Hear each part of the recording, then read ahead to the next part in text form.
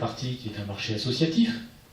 Vous avez des acteurs, je vous en cite un au hasard, Mosaïque RH, que peut-être certains d'entre vous connaissent, qui est un cabinet de recrutement spécialisé qui accompagne des jeunes issus de la diversité vers des entreprises. Voilà. Donc vous avez une foultitude d'acteurs qui sont arrivés.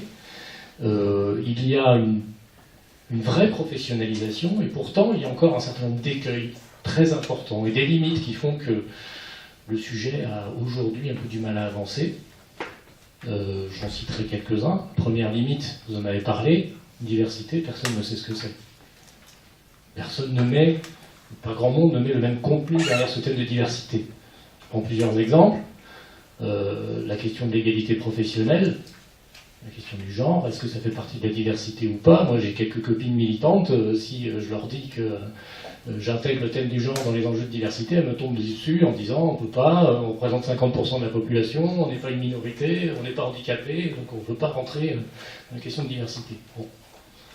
Autre exemple, derrière diversité, il y a souvent un prisme médiatique qui est apparu, où derrière ça on va mettre essentiellement les minorités visibles, la diversité ethnique réelle ou supposée. Et on se concentre là-dessus. Alors c'est beaucoup sorti, vous vous en souvenez, sous les questions de quotas, où il fallait effectivement savoir s'il fallait s'équiper d'outils de mesure au sein des entreprises. Et bien finalement, ça a un peu faussé le débat, puisque la diversité, effectivement, il n'y a pas que ces questions. Il y a les critères de discrimination, je vous rappelle, il y en a 17, qui portent sur le handicap, qui portent sur le genre, qui portent sur l'origine réelle ou supposée, qui portent sur l'activité syndicale, les opinions politiques, etc., etc. Donc il y a un élément de discours, le terme de diversité est effectivement difficile à porter aujourd'hui. Il est d'autant plus difficile à porter que c'est difficile d'avoir une vision globale de la diversité. Aujourd'hui, vous avez un empilement de mesures, et quand vous... Alors certains d'entre vous sont en alternance, donc quand vous êtes en entreprise, au sein des équipes RH, vous voyez bien la réaction des managers par rapport à ça, c'est-à-dire qu'on leur dit, il y a une première couche sur le handicap, puis après il y a l'égalité pro, puis après il y a les seniors, puis maintenant il y a les jeunes des quartiers, etc., etc. Le terme de diversité, il est dur à faire vivre. Moi, je connais quelques responsables diversité qui, aujourd'hui, pour porter leur fonction, essayent de changer de titre. Ils s'appellent une performance RH. Enfin, il y a plein d'autres titres qui commencent à apparaître, mais le terme de diversité, on est un petit peu en retrait. Autre limite de fond, c'est que on n'a pas pénétré le cœur du territoire. C'est-à-dire que là, aujourd'hui, effectivement, vous avez une démarche un peu structurée dans les 100 premières entreprises françaises. Quand vous allez toucher les entreprises en région, quand vous allez toucher les PME, on n'y est pas du tout. Sur ces questions de diversité, il n'y a pas d'appropriation de ce sujet de la diversité. Voilà, donc il y a quand même un certain nombre de freins importants qui font qu'aujourd'hui, la démarche diversité, il y a un grand écart entre des acteurs qui se sont professionnalisés, un discours qui est maintenant à peu près construit, et une appropriation, j'allais dire, par le monde économique qui est encore en retard. Est-ce qu'on peut dire que la promotion de la diversité a un impact positif dans l'entreprise au niveau du management? De votre expérience, de votre parcours, qu'est-ce que vous pouvez nous dire là-dessus? Alors, je vais commencer par peut-être pas être très politiquement correct, mais voilà, hein. C'est filmé, bon, on a dit, bon, tant pis, je le dis quand même. Faire de la diversité, c'est pas facile, et ne pas faire de la diversité, c'est quand même quelque chose qui est beaucoup plus facile à mettre en œuvre. C'est-à-dire qu'il ne faut pas sous-estimer la difficulté qu'il y a à mettre en place une politique de lutte contre les discriminations et une politique de promotion de la diversité. C'est beaucoup plus facile dans une entreprise de faire du clonage. J'allais presque dire à première vue, et à court terme, c'est même beaucoup plus rentable. Si vous faites du recrutement, c'est très facile de regarder quelle est la formation du manager qui vous a passé une commande. Vous voyez qu'il vient de telle école d'ingénieur, vous allez taper dans le fichier des anciens, il sera content. Il y aura quelqu'un qui lui ressemble, il n'y aura pas de problème culturel, vous n'aurez pas de problème à lui vendre le diplôme et l'expérience de la personne, et puis vous êtes à peu près sûr que ça devrait fonctionner par la suite.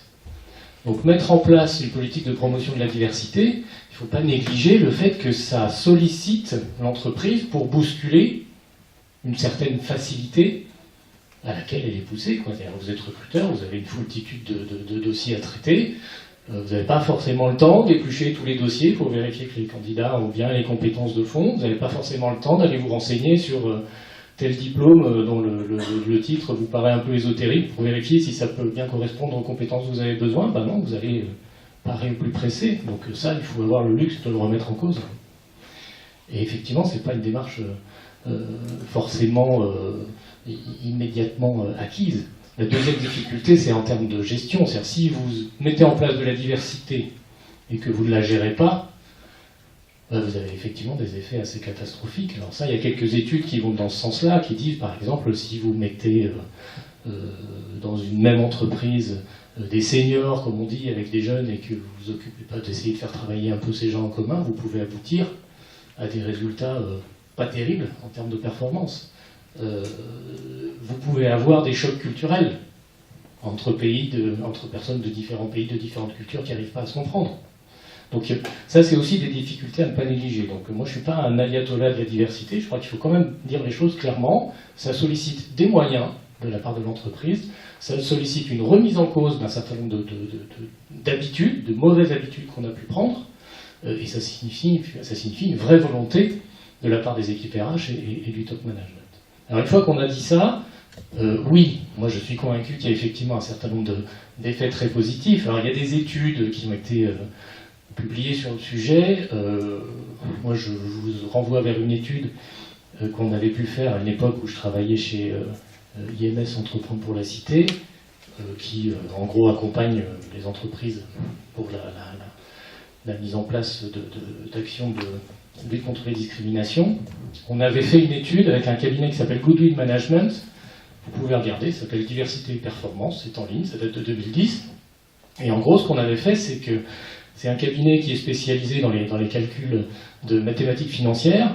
Et on avait regardé, c'est-à-dire on avait dit, on va prendre les outils de mathématiques financières et on va les appliquer sur les questions de diversité. Comme ça, si on arrive à sortir des choses, on aura des éléments qu'on aura construits en utilisant les outils de ceux qui nous opposent toujours la rentabilité, la productivité, en disant la diversité, c'est pas le sujet de l'entreprise, on est là pour créer de la performance, etc.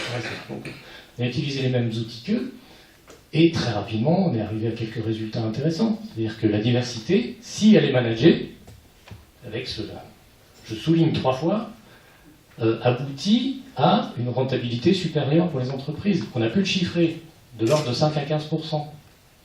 Et ça se passe de 2 manières. C'est-à-dire que vous avez, j'allais dire, une posture un peu défensive. C'est-à-dire si vous ne vous occupez pas de lutter contre les discriminations, ça peut vous tomber dessus. Je vous cite l'exemple de Guerlain, il n'y a pas très longtemps. Évidemment, vous avez des phénomènes de médiatisation qui peuvent être très défavorables à l'entreprise. Vous avez l'exemple de Barilla, là, qui est cité il y a également dans votre documentation par un de mes amis, la Bruce Rock, où, suite aux déclarations du PDG de Barilla sur la famille idéale, telle qu'il l'envisageait, il y a eu une baisse des ventes de 25%. Vous avez un risque, en cas de condamnation pour discrimination, un risque médiatique qui est extrêmement important. Vous avez des exemples, Adecco, L'Oréal, Air France, ça apparaît dans la presse. Et les articles qui sortent autour de ça sont évidemment dévastateurs en termes d'image pour l'entreprise, en interne et en externe.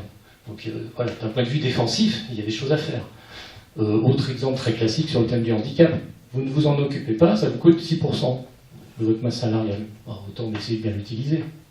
Donc ça c'est sur cet aspect-là, mais même d'un point de vue offensif, il y a quand même des résultats intéressants qui montrent que si vous mettez en place des actions de promotion de la diversité, vous pouvez en tirer des plus-values substantielles. Alors, quelques exemples. Orange, avec qui j'avais pu travailler sur cette étude, avait fait une enquête dans laquelle ils avaient analysé les performances de leurs boutiques. Quelles étaient les boutiques les plus performantes? Et ils ont pu trouver que 7 boutiques sur 10, parmi les boutiques les plus performantes, étaient des boutiques où il y avait une très grande diversité de personnel. Que ce soit du genre, que ce soit de l'origine. Autre exemple, vous avez des travaux qui ont été faits, par exemple, dans les centres d'appel, où on a pu démontrer que, dans certains cas, les seniors, comme on dit, étaient plus efficaces dans la relation client que des personnels plus jeunes. Ça dépendait du public, évidemment. Voilà, donc il y a des études qui montrent qu'effectivement l'entreprise a tout à fait un intérêt économique à le faire. Voilà. Mais au-delà de ça, de toute façon, j'allais dire, indépendamment de l'intérêt économique, moi j'ai ma casquette de militant qui ressort, c'est-à-dire on peut le sortir sous tous les sens, on peut brandir toutes les études que l'on veut. Moi je suis convaincu aussi qu'il y a un enjeu moral pour l'entreprise. À un moment, il faut aussi savoir dans quelle société on a envie de vivre, et il faut que l'entreprise s'approprie ces sujets. Je dirais même, et ça c'est très personnel, que je pense qu'aujourd'hui l'entreprise est l'acteur de la société civile le mieux placé pour arriver à faire bouger les choses. Voilà, parce que c'est le seul endroit finalement dans l'entreprise où on arrive à mettre ensemble des gens d'horizons très différents pour leur demander de travailler. Alors, une dernière question, selon vous, la promotion de la diversité au sein de